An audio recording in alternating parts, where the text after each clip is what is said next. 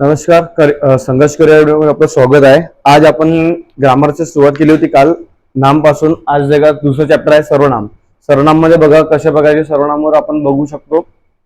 बघा सर्वनाम टॉपिक मध्ये दिला आहे मराठी भाषेमध्ये मूळ सर्वनाम किती. तर मूळ सर्वनाम किती म्हटलं तर बघा इथे मूळ सर्वनाम किती आहेत आपले 9 आणि सर्वनामाचे जे प्रकार विचारले प्रकार किती बनवले त्याचे 6. बघा ग्रामर सर्वनाम आपण बघत आहोत. नाम झाल्यानंतर दुसरा टॉपिक काय होता आपला सर्वनाम. तर सर्वनामामध्ये आपण बघा पहिला नोट डाऊन करा पॉइंटला की मूळ सर्वनाम किती आहेत 9 आणि सर्वनामाचे प्रकार किती आहेत आपल्याकडे 6. आता ही जे मूळ सर्वनाम जे आले आहेत 9 ते कोणते कोणते आहेत बघा. पहिलं दिला इथे मी, तू, तो, ती, ते, हाई, हे, जोजी, जे, कोण, आपण, काय आणि स्वतः. हे अशा प्रकारचे हे मूळ सर्वनाम आहेत. अशा प्रकारे मूळ सर्वनामामध्ये आहेत. आता यांच्या सर्वनामामध्ये 9 दिले आहेत हे मूळ सर्वनाम. यांचा उपयोग कशा पद्धतीने होतो आता ते बघा. आपल्या टाईप नुसार त्यांना कशा पद्धतीने अरेंज करता येते आपल्याला. ठीक आहे बघा. आता आपण बघितले मूळ सर्वनाम बघितले 9. त्यानंतर बघा सर्वनामाचे प्रकार. सर्वनामाचे इथे प्रकार विचारले आहे. सर्वनामाचे प्रकार टोटल किती तिथे 6 प्रकार आहेत आणि सर्वनामाचे प्रकार 6. डेफिनेशन बघा. डेफिनेशन मध्ये काय म्हणलं नाही. नामाऐवजी वापरल्या जाणाऱ्या शब्दाला आपण काय म्हणतो सर्वनाम. नामाऐवजी वापरल्या शब्द ज्याला सर्वनाम म्हणतो. आता हे नामाऐवजी कसं आहे. आता तुमच्या घरी बघा तुमचं नाव काही ठेवलं असेल सुरेश मध्ये काही पण ठेवलं असेल बरोबर. तर प्रत्येक वेळेस तुमचं नाव न घेता तुम्हाला म्हणतात ना तू इकडे असं म्हणा तुमच्या घरी की मी आलो असे काहीतरी शब्द वापरतो आपण त्याला आपण काय म्हणतो सर्वनाम म्हणतो. ठीक आहे. आता सर्वनामातले बघा टाईप प्रकार दिले 6 प्रकार दिल्यात. आता आपण ही डेफिनेशन बघितली की नामाऐवजी वापरल्या जाणाऱ्या शब्दाला आपण काय म्हणतो सर्वनाम म्हणतो. ठीक आहे. आता याचे काही उदाहरण याचे काही टाईप आहेत. 6 टाईप मधला पहिला प्रकार बघा काय दिला इथे पुरुषवाचक. पुरुषवाचक काऊन दिलाय कारण की आपण पुरुष सर्वात मेन गोष्ट पहिली जो शब्द वापरतो एक व्यक्ती बोलून ना कोणाला एक व्यक्ती दुसऱ्या व्यक्तीलाच बोलणार आहे म्हणून याची सुरुवात कुठून झाली आहे पुरुषवाचक पासून झाली आहे. पुरुषवाचक. आता पुरुषवाचक मध्ये बघा प्रथम द्वितीय आणि तृतीय असे 3 कॉन्सेप्ट दिले. आता 3 कॉन्सेप्ट मध्ये बघा प्रथम मध्ये काय म्हणताय. प्रथम मध्ये कोणते सर्वनाम वापरलं मी, आम्ही, आपण आणि स्वतः. आता याचे उदाहरण बघा. आता प्रथमची गोष्ट करताय. आता प्रथम मध्ये काय येणार आहे तुम्ही स्वतःबद्दल सांगणार. प्रथम मध्ये काय स्वतःबद्दल माहिती देणारे असतो. आता इथे दिलाय मी बघा इथे दिलाय मी. आता जर तुम्हाला प्रथमची गोष्ट केली तुम्ही एकटे राहायला कुठे इंटरव्ह्यूला गेले तर म्हणता ना मी किंवा माझे नाव बरोबर आहे. त्यानंतर जर तुम्ही लोक तुमच्यासोबत अगर 2 लोक असतील 4 लोक असतील तेव्हा काय म्हणता आम्ही सर्व लोक आहो म्हणजे तुम्ही पहिल्या ग्रुपमध्ये झाले सर्व लोक. त्यानंतर बघा आपणच्या गोष्ट म्हणलं तरी 2-4 लोक राहिलं तर आपण सर्व जाऊ का फिरायला म्हणजे एक साथची गोष्ट करताय. म्हणजे प्रथम पुरुषवाचकचा मतलब होते पहिला व्यक्ती म्हणजे स्वतः. पहिला व्यक्ती म्हणजे स्वतः. आता याच्यातले काही उदाहरण बघा. पहिलं उदाहरण दिलंय मी उद्या गावाला जाणार. आपल्याला दिलंय उदाहरण आहे आणि याच्यामध्ये बघा सर्वनाम कोणतं दिसतं तुम्हाला मी दिसून राहिलं म्हणजे मी उद्या गावात जाणार. मीचा मतलब काय होते पहिला व्यक्ती बरोबर आहे. मी उद्या गावाला जाणार आहे. त्यानंतर आपण सहलीला जाऊ. दुसरं उदाहरण बघा आपण सहलीला जाऊ. आता या वाक्यात बघा इथं काय आलंय सेकंड मध्ये बघा आपण आलेलं आहे. आता इथं बघा प्रथम मध्ये कसं येते आपण. आता मला सांगा आपण सहलीला जाऊ म्हटलं तर मला सांगा माझ्यासोबत जेवढे लोक असतील तर सर्व लोक एकसाथ जाऊन आम्ही सर्व लोक एकसाथ जाऊन ना तर म्हणजे हे लोक काय आले प्रथम व्यक्तीमध्ये येतात. ठीक आहे. त्यानंतर इथं बघा द्वितीय पुरुषवाचक दिला. द्वितीयचा मतलब काय होते पहिला व्यक्ती. जसा हा पहिला व्यक्ती आहे हा दुसऱ्या व्यक्तीसोबत बोलण्याचे जेव्हा काम करतो तेव्हा त्याला काय म्हणजे द्वितीय पुरुषवाचक. आता म्हणजे पहिला व्यक्ती हा जो आहे हा जो ब्लू पेन आहे ग्रीन पेन तो बोलताना कसा म्हणताय बघा.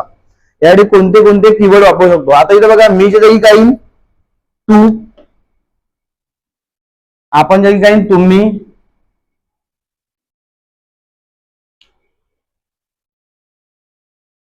मी.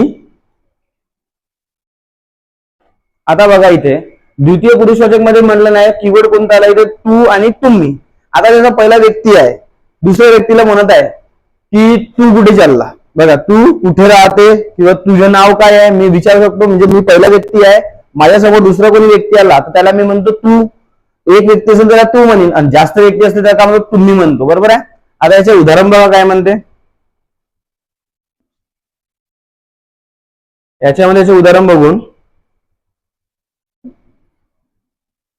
तू एवढा लाडू खाऊन टाक.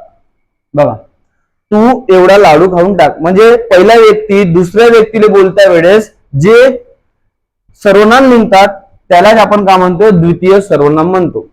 म्हणजे पहिला व्यक्ती दुसऱ्या व्यक्तीला जे म्हणन, सिंगल असेल तर काय म्हणतात तू म्हणू शकते दुसऱ्या व्यक्तीला, पण अगर जास्त लोक राहील तर काय म्हणू शकते बघा दुसऱ्यामध्ये, तुम्ही एवढे काम करा. तुम्ही एवढे काम करा. आता जर सिंगल व्यक्ती असेल तर त्याला मी काय म्हणणार तू, बरोबर आहे, तू. पण जास्त लोक राहिले तर मी काय म्हणेन, जसं माझी क्लासमध्ये टीचर आहे, ठीक आहे, बाकी माझे स्टुडंट आहेत, मी जर एका व्यक्तीला म्हणतो त्याला तू म्हणू शकतो, पण जास्त व्यक्ती असले त्याला मी काय म्हणणार तुम्ही लोक म्हणू शकतो. हे बघा द्वितीय पुरुषवाचक मध्ये अशा प्रकारे याला तुम्ही, तू आणि तुम्ही जो उपयोग होतो. त्यानंतर तृतीय,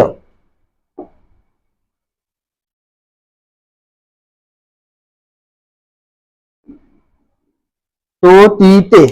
आता तृतीय पुरुषवाचक म्हणजे काय होते, पहिला व्यक्ती आणि दुसरा व्यक्ती, पहिला व्यक्ती आणि दुसरा व्यक्ती जेव्हा हे दोघं एकामेकाशी बोलत असतात आणि तिसऱ्या व्यक्तीचा उल्लेख करतात तेव्हा त्याला काय म्हणतो आपण, तृतीय पुरुषवाचक म्हणतो, बरोबर आहे. पहिला व्यक्ती आणि दुसरा व्यक्ती जेव्हा एकमेकाशी बोलत असतात तेव्हा तिसऱ्याची गोष्ट जेव्हा करतात तेव्हा त्याला आपण काय म्हणतो, तो ती ते. उदाहरण बघितलं तर बघा, पहिला व्यक्ती आला आणि दुसरा व्यक्ती आला, हे दोघं बोलून राहिले की चला, पण याच्यामध्ये जर तिसरा व्यक्ती मिसिंग असेल, 3 मित्र असतील, बरोबर, हे 2 व्यक्ती आले आणि विचारले तिसरा व्यक्ती कुठे आहे, तो कुठे आहे म्हणतो ना, तो कुठे आहे, किंवा पोरगी असली तर ती कुठे आहे म्हणतो आपण, बरोबर आहे. तर ह्या प्रकारे आपण तृतीय सर्वनामाचा उल्लेख करतो. आता याचं काही उदाहरण बघा.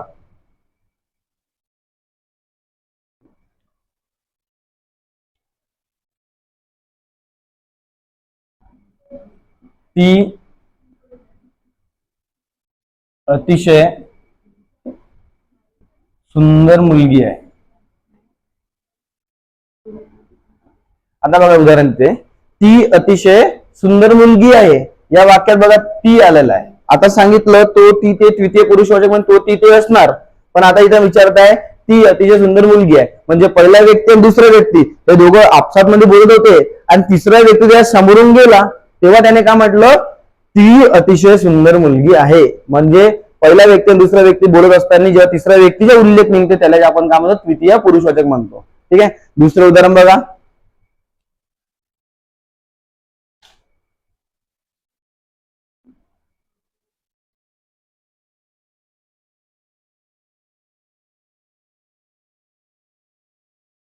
ते काय म्हणतात म्हणजे पहिला व्यक्ती आणि दुसरा व्यक्ती बोलून राहिले आणि तिसऱ्या व्यक्तीचा पुन्हा उल्लेख करतात, ते लोक काय म्हणून राहिले आपण म्हणतो ना, मधातला व्यक्ती जो असतो त्यालाच आपण ते म्हणतो. ठीक आहे. तर अशा प्रकारे आपला प्रथम पुरुषवाचक झालेला आहे कम्प्लीट. ठीक आहे. बघा टाईप नंबर 2 बघा, दुसऱ्या प्रकारामध्ये काय म्हणतात, दर्शक सर्वनाम. आज दर्शक सर्वनाम म्हणजे काय होते, एखादी दूरची किंवा जवळची वस्तू दर्शवतो म्हणजे दाखवण्याचे काम जेव्हा करतो त्याला आपण काय म्हणतो, दर्शक सर्वनाम म्हणतो. आता दूरची किंवा जवळची वस्तू राहील त्याला आपण दर्शक जेव्हा काम करतो त्याला आपण काय म्हणतो, दर्शक सर्वनाम म्हणतो. आता तिथे बघा काय म्हणलं नाही, त्याचे उदाहरण बघा. इथं हा ही हे आणि तो ती तेचा उल्लेख होईल म्हणतो ना.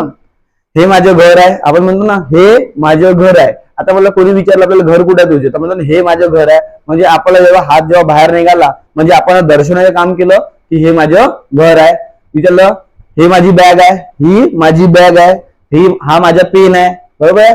जेव्हा आपण अशा काही गोष्टी जेव्हा एखाद्या वस्तूला जेव्हा दाखवण्याचे काम करतो ते दर्शवून दिला की हे या जागेवर आहे बा म्हणून तिला आपण काय म्हणतो, दर्शक सर्वनाम म्हणतो. आणि त्यासाठी बघा हा ही हे आणि तो ती ते हे वाक्यामध्ये येतील. आता बघा इथे उदाहरण जर बघा इथे काय म्हणलं नाही, ती चालाक मुलगी आहे, बरोबर आहे. सर्व पोरी जाऊन पण अगर म्हणतो ना, विचारलं जर मी ती चालाक मुलगी कोणती, आपण डायरेक्ट म्हणतो ते चालाक पोरगी आहे म्हणतो, बरोबर आहे. ती चालाक मुलगी दर्शवलं तुम्ही ना. त्यानंतर सचिन हा, बघा सचिन हा चांगला खेळाडू आहे. मी विचारेन खेळाडू कोणता चांगला आहे, तुम्ही काय म्हणा सचिन चांगला खेळाडू आहे म्हणजे दाखवा ना तुम्ही की हा व्यक्ती चांगला खेळाडू आहे म्हणून. तसेच बघा तो मुलगा गोरा आहे, मी विचारेन कोणता मुलगा गोरा आहे, तर म्हणा तो मुलगा गोरा आहे, बरोबर आहे. त्यानंतर हा रानटी हत्ती आहे, ठीक आहे. पण विचार रानडे हत्ती कोणता आहे, तर तुम्ही म्हणा की हा हत्ती रानामध्ये राहतो, रानामध्ये म्हणजे जंगलात राहणारा, ठीक आहे. तर अशा प्रकारे आपण दर्शक सर्वनाम असतो. तर त्याच्यामध्ये बघा तुम्हाला पाठांतर करण्याला काही नाही आहे. ही जे तुम्हाला कीवर्ड दिल्यात, हा, ही, हे, तो, ती, ते, जर याला लक्षात ठेवलं तर तुम्ही दर्शक सर्वनामाला आसान तरीकेने ओळखू शकता, ठीक आहे. तर तिसरा टाईप बघा त्याचा. बघा तिसरा प्रकार काय आहे, संबंध सर्वनाम. आता संबंध सर्वनामामध्ये बघा काय संबंधाला ओळखा. संबंधचा मतलब काय होते, जोडणे. संबंधचा मतलब काय होते, डायरेक्ट मराठी संबंध म्हणजे काय होते, जोडणे. याले अशा पद्धतीने लक्षात ठेवा. संबंध म्हणजे काय होते, जोडणे. संबंधचा मतलब काय होत आहे, जोडणे एकामेकात. आता मला सांगा, हा माझा हात आहे बरोबर आणि हा हात आहे. जेव्हापर्यंत एकामेकाला जर मी असं जॉईन नाही करत तेव्हापर्यंत ताडी वाजणार आहे का, नाही आहे. तर तशा प्रकारे याला समजून घ्या. संबंध सर्वनामामध्ये म्हणजे पहिलं वाक्य दुसऱ्या लाईनवर डिपेंड असणं, म्हणजे पहिलं वाक्य दुसऱ्या लाईनवर डिपेंड असणं, याला आपण संबंध म्हणतो. आता बघा या वाक्यामध्ये, जे चकाकते ते सोनं नसते म्हणते. जे चकाकते ते सोनं नसते म्हणजे बघा पहिलं वाक्य दुसऱ्या वाक्यावर लाईनवर डिपेंड आहे, म्हणून याची जोडी दिली आहे. ज्या वाक्यात जो असेल त्या वाक्यात काय राहणार, तो असेल. ज्या वाक्यात जी असेल तिथं ती असेल, जिथं जे असेल तिथं शेवटी ते असेलच असेल, बरोबर. म्हणून याला काय म्हणतो आपण, संबंध सर्वनाम म्हणतो. संबंधचा मतलब काय, जोडणं. आता बघा, जे चकाकते ते काय असते, सोनं असते. म्हणजे या वाक्यामध्ये जर जे तेच नसतं तर हे वाक्य जोडलं असतं का, बरोबर नाही. या वाक्यामध्ये मधातलं जो जोडायचं काम करते. संबंधाचा मतलब काय होतं, एक प्रकारचा पूल पण म्हणू शकतो याला आपण. त्याला एक पूल पण म्हणू शकतो, एकमेकांच्या पहिल्या साईड दुसऱ्या साईडला जोडायचं जेव्हा काम करते त्याला आपण संबंध म्हणतो, ठीक आहे. आता इथं बघा वाक्यामध्ये, जो करेल तो भरेल आला का त्या वाक्यामध्ये. बघा इथं जी जोडी दिली आहे, जो आणि तो दिला जोडी, बरोबर. ज्या वाक्यात जो असेल तिथं तो येणार आहे, जिथे जे असेल तिथं ते येतेच कन्फर्म. आता बघा, जे पेराल तेच उगवेल, जे पेराल तेच उगवेल, ओके. चौथा वेळ बघा, गरजेल तो करील काय. या क्वेश्चन मध्ये सर्वात जास्त मुलांना कन्फ्युजन येते. गरजेल तो करील काय, पण हे वाक्य वास्तवात बघा अनकम्प्लीट वाटून राहिलाय, अनकम्प्लीट वाटत आहे. पण स्वतःच्या इथं वाक्य मध्ये बघा तो दिलाय, आणि जर समजा इथं गलतीने तुम्ही जो जोडलं तर, जो गरजेल तो करील काय झाला. आता बरोबर परफेक्ट वाक्य. पण एक्झाम मध्ये हा जो काटून देते त्याच्यामध्ये आणि तुम्हाला विचारते गरजेल तो करील काय, त्यावेळेस या क्वेश्चनला लक्षात ठेवा की आपल्या मनात तुम्ही जो जिथे तो दिसत आहे तर जोचा उल्लेख करता येते, आणि वास्तवात तुम्हाला एक क्लिअरिटी येईल त्याच्यामध्ये की नाही हा वाक्य बरोबर आहे का. तर समजलं याच्यामध्ये, जो गरजेल तो करील काय. अशा प्रकारे आपला प्रकार नंबर 3 कम्प्लीट समजू शकतो, ठीक आहे. दर्शक सर्वनामाच्या प्रकार 4 बघा त्यामध्ये प्रकार नंबर 4 मध्ये काय म्हणताय, प्रश्नार्थक सर्वनाम. प्रश्नार्थक सर्वनाम मध्ये बघा, आपण प्रश्न जेव्हा करतो कुणाला, वास्तवाबरोबर प्रश्नार्थक म्हणलं ना, तर प्रश्नार्थ जेव्हा येतो तेव्हा तिथे महत्वाचं काय आहे, प्रश्न जेव्हा येतो त्या प्रश्नामध्ये सर्वात पहिले क्वेश्चन मार्क येणं गरजेचं आहे का, येणं गरजेचं आहे. प्रश्नार्थ सर्वनामामध्ये सर्वात महत्वाचं काय आहे, प्रश्न चिन्ह येणं आहे. आणि त्यावेळेस कोणते कीवर्ड वापरू बघा, कोण कोणास काय, कोण कोणास काय विचारून आपण कोण कायले काऊन 10 प्रश्न विचारतो आपण, कायले कोण कोणास 10 विचारतो ना. आता बघा याच्या उदाहरण मध्ये बघा, रामायण कोणी लिहिले, रामायण कोणी लिहिले, त्या वाक्यात बघा कोणी आलेला शब्द आणि शेवटी काय आलं, प्रश्नचिन्ह. जेव्हा पण प्रश्नचिन्हाची गोष्ट असेल, प्रश्नार्थक सर्वनाम जेव्हा विचारत असेल तर त्याच्यात सर्वात महत्वाचं काय आहे, इथे लास्ट मध्ये प्रश्नचिन्ह येणं गरजेचे आहे. त्याला आपण काय म्हणतो, प्रश्नार्थक सर्वनाम म्हणतो. त्यानंतर बघा, तिला काय झाले, तिला काय झाले आणि शेवटी काय आलं, प्रश्नचिन्ह आलं पुन्हा, बरोबर आहे. तिला काय झाले, तुम्हाला माहित आहे का तिला काय झालं म्हणून, नाही, म्हणून आपण काय केलं, प्रश्न केला. त्यानंतर बघा इथे तुम्हाला नेमके कोण हवेत, आणि तिथे बघा शेवटी काय आलाय, प्रश्नचिन्ह आलाय. तुम्हाला नेमके कोण हवे, तुम्हाला कोण पाहिजे, कोणाला भेटायचे, आपण म्हणतो कोणाला भेटायचे, तुम्हाला परफेक्ट सांगा कोणाला भेटायचे, तेव्हा तुम्हाला भेटवतो म्हणतो आपण, बरोबर. आता बघा, कोणी मारला उंदीर, तर बघा इथे कोणी शब्द आला आणि शेवटी काय आलं, प्रश्नचिन्ह आलं. तर हे अशा प्रकारे सर्वनामामध्ये बघा चौथा प्रकारमध्ये बघितलं प्रश्न सर्वनाम, आणि प्रश्न सर्वनामात सर्वात महत्वाचा काय असतो, क्वेश्चन मार्क असतो, ठीक आहे. आता बघा प्रकार नंबर 5 मध्ये बघा, सामान्य अनिश्चित सर्वनाम, सामान्य किंवा अनिश्चित सर्वनाम. आता याला सामान्य आणि अनिश्चित काऊन म्हणलं जाते. अनिश्चितचा मतलब काय होते, तुम्हाला कुठली गोष्ट सांगता येत नाही, कुठली गोष्ट सांगता येत नाही, तर त्याच्यामध्ये पण बघा कोण कोणास कायचा उल्लेख होणार आहे, कोण कोणास कायचा उल्लेख होणार आहे, पण शेवटी प्रश्नचिन्ह लागणार आहे का, शेवटी प्रश्नचिन्ह लागणार नाहीये. प्रश्नचिन्ह लागणार नाहीये. काऊन लागणार नाहीये? कारण की याच्या अगोदर जो आपण टाईप बघितला प्रश्नाचं सर्वनाम, त्याच्यामध्ये आपलं प्रश्नचिन्ह होतं. पण आता अनिश्चित मध्ये प्रश्नचिन्ह राहणार नाही. पण त्याच्यामध्ये कोण कोणास काय हे वर्ड राहतील. ठीक आहे, कोण कोणास काय. आता अनिश्चितचा मतलब काय होते, तुम्हाला कुठलीच गोष्ट सांगता येणार नाहीये. ठीक आहे, आता त्याचे काही उदाहरण बघा, त्याच्या बेसून समजा. कोणी यावे टिकली मारून जावे. कोणी आले टिकली मारून गेले. कन्फर्म तुम्हाला माहित झालं का? तुम्ही झोपेमध्ये बसला आणि एखाद्या तुम्हाला मारून दिलं. ठीक आहे, तर तुम्हाला त्याच्याबद्दल माहित आहे कोणी मारले म्हणून तुम्ही तुम्हाला जर कोणी विचारलं की कोणी आले आणि काय झालं बा, तुम्ही कोणी आलं आणि मला टिकली मारून गेलं, तर तुम्हाला त्याच्याबद्दल काही सांगता आलं का? नाही. त्याला आपण काय म्हणतो? अनिश्चित सर्वनाम म्हणतो. दुसरं बघा, कोण ही गर्दी. कोण ही गर्दी. आता गर्दी आहे बरोबर आहे, पण हे किती गर्दी आहे सांगता येतं का तुम्हाला? गर्दी आहे बा, पण हे किती आहे? ठीक आहे. त्यानंतर माझ्या मुठीत काय ते सांग. आता जर मी मुठ्ठी बंद केली आहे आणि माझ्या हातात जर काही चॉकलेट असेल किंवा काही असेल, तर तुम्हाला माहिती आहे का माझ्या हातामध्ये काय आहे? नाही माहित आहे. म्हणून आपण इथं बघा, माझ्या मुठीत काय ते सांग. बघा त्याच्यामध्ये काय शब्द आला. त्यानंतर त्या दुकान वाटेल ते मिळेल. त्या दुकानामध्ये वाटेल ते मिळेल म्हणजे त्याच गोष्ट केलं नाही. आता त्या दुकान वाटेल ते काय मिळेल, वाटेल ते मिळेल म्हणताय. पण आता त्याच्यामध्ये काय वस्तू भेटत तुम्हाला तरी कन्फर्म माहित आहे का? नाही माहित आहे. म्हणजे अशा वस्तू ज्याच्याबद्दल आपल्याला काही माहित नसते त्याला आपण काय म्हणतो? अनिश्चित सर्वनाम. आणि अनिश्चित सर्वनामामध्ये बघा कोण कोणास काय हे वर्ड येतील, पण शेवटी प्रश्नचिन्ह येणार आहे का? नाही येणार आहे. याला आपण काय म्हणतो? अनिश्चित सर्वनाम म्हणतो. ठीक आहे, चला नेक्स्ट बघा. आता सर्वनामाचा सर्वात लास्ट प्रकार आहे, 6वा प्रकार कोणता दिलाय? आत्मवाचक सर्वनाम. आता आत्मवाचकचा मतलब काय होती? इथे कीवर्ड दिलाय आपण आणि स्वतः. इथे काय म्हणलं नाही? आपण आणि स्वतः. आत्मवाचकचा मतलब तुमच्या अंदरून जे आवाज तुम्हाला येते किंवा तुम्हाला अंदरून काही मेसेज, तुमच्या बॉडी जे काही मेसेज देते, तुम्ही तेच काम करता बरोबर आहे. त्याला आपण काय म्हणतो? आत्मवाचक सर्वनाम. आता आत्मवाचक सर्वनाम मध्ये बघा, इथे आपण आणि स्वतःचा उल्लेख केलेला आहे. आपण आणि स्वतःचा उल्लेख केलाय. आता याला आपण आणि स्वतः उल्लेख केला, त्यानंतर याला बघा उदाहरणामध्ये कशा पद्धतीने अरेंज करायला बघा. मी स्वतः त्याला पाहिले. मी स्वतः त्याला पाहिले म्हणजे जेव्हा स्वतःची गोष्ट करता आत्मवाचकचा मतलब स्वतः व्यक्ती पाहिलं ना. मी त्याला स्वतः पाहिले म्हणते. ठीक आहे. दुसऱ्या उदाहरणामध्ये का, तू स्वतः मोटार हाकशील का. तू स्वतः मोटार हाकशील का. त्याच्यामुळे बघा स्वतः आणि आपणचा उल्लेख दिसून येईल तुम्हाला. दुसरं वाक्य बघा, तो आपणहून तसे म्हणाला. इथे बघा आपणहून म्हणजे त्याची जेव्हा इच्छा आहे स्वतः, बघा तो आपणहून माझ्याकडे आला किंवा तो आपणहून तसे म्हणाला. हे शब्द काय स्वतः म्हणलं नाही बरोबर, त्याला कोणी काही म्हणलं नाहीये. म्हणजे आत्मवाचक मध्ये बघा तुमची इच्छा जे तुम्हाला म्हणते, अंदरून जे तुम्हाला मेसेज काही येतील की नाही आता मला असं करायचं आहे तसं करायचं आहे, तर हे जे सर्व काम करते त्याला आपण काय म्हणतो? आत्मवाचक सर्वनाम. आणि आत्मवाचक सर्वनामामध्ये आपण आणि स्वतःचे उल्लेख येणार आहे. प्रत्येक वाक्यामध्ये बघा ते शब्द येईल. आता नेक्स्ट बघा, पक्षी निज बाळासह बाळगला. आता हा वेळेस बघा एक्झाम मध्ये सर्वात जास्त क्वेश्चन आहे तो पक्षी निज बाळासह बाळगला. विचारते यापैकी सर्वनाम कोणता. आता निजचा मतलब काय होते? स्वतः. निजचा मतलब स्वतः किंवा आपण पण म्हणू शकतो. निजचा मतलब काय होते? स्वतः किंवा आपण पण होतो. तर याच्यामध्ये कन्फ्युजन नको. निजचा मतलब काय होते? आपण किंवा स्वतः पण त्याला म्हणू शकतो. ठीक आहे. तर अशा प्रकारे आपला आत्मवाचक सर्वनामाला तुम्ही ओळखू शकता. ठीक आहे. चला नेक्स्ट बघा. बघा मूळ सर्वनाम आपल्याकडे टोटल किती आहेत? 9 आहेत. मूळ सर्वनाम आपले किती आहेत? 9 आहेत.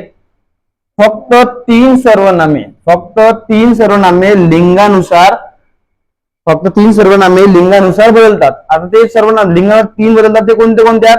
तो, ती, ते, जो, जी, जे, हा, ही, हे. आता हे लिंगानुसार कसे बदलतात बघा. जर पोरगा असेल तर आपण काय म्हणतो?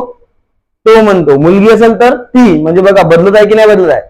त्यानंतर जर जास्त लोक असतील तर आपण ते लोक म्हणतो बरोबर आहे. पोरं असतील तर पोरीला आपण ते म्हणतो किंवा ते जास्त मुली असेल त्याला पण तेच म्हणतो आपण. ठीक आहे. तर हेच काय होतं? लिंगानुसार बदलून राहिले. तसेच जो, जी, जे म्हणते जो, जी, जे पण एक लिंगानुसार बदलून राहिले. पोरग असेल तर जो, पोरगी असेल तर जी, आणि जास्त लोक असतील तर आपण जेचा उल्लेख करतो. म्हणून याला काय म्हणतो? लिंगानुसार बदलतात.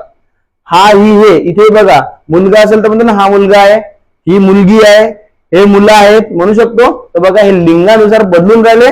तर म्हणून याला आपण काय म्हणतो? सर्वनाम. मूळ सर्वनाम टोटल किती आपले? 9 सर्वनाम 9 आहेत. फक्त 3 लिंगानुसार बदलतात. म्हणून त्याला आपण दिलाय जो, जी, ते तो ती ते जो जी जे आणि हा ही हे. ठीक आहे. चला नेक्स्ट बघा. नेक्स्ट काय म्हणताय, मूळ सर्वनाम टोटल किती आहेत 9. फक्त 5 सर्वनामे वचन भेद नुसार बदलतात. आता बघा मूळ सर्वनाम टोटल किती आहेत 9 आहेत, पण त्यामध्ये विचारत आहे 5 सर्वनामे वचन भेद नुसार बदलतात. आता हे वचन म्हणजे काय होतात, एक वचन अनेक वचन बघितलं, एक वचन आणि अनेक वचन नुसार बघा. एक व्यक्ती असेल तर त्याला मी काय म्हणेन, मी म्हणेन. एक व्यक्ती असेल तर मी, जास्त व्यक्तींना मी तुम्ही म्हणेन. त्यासाठी बघा एक व्यक्ती जर तू म्हणणार, पण जास्त व्यक्ती असेल त्याला काय म्हणतो तुम्ही म्हणतो. तर हेच होत वचननुसार. वचन भेदचा मतलब काय होते, एक वचन आणि अनेक वचन असे असतात वचन मध्ये. तसंच बघा इथे तो ती ते हा ही हे आणि जो जू जे हेही वचननुसार बदलतात. जसं आता सांगितलं तुम्हाला, मुलगा असेल तर तो, मुलगी असेल तर ती म्हणतो. अशा प्रकारे आपले मूळ सर्वनाम 9 आहेत, फक्त 5 सर्वनामे वचन भेदनुसार बदलतात. हेच आपलं सर्वनामचा कॉन्सेप्ट आहे. ठीक आहे. बघू नेक्स्ट.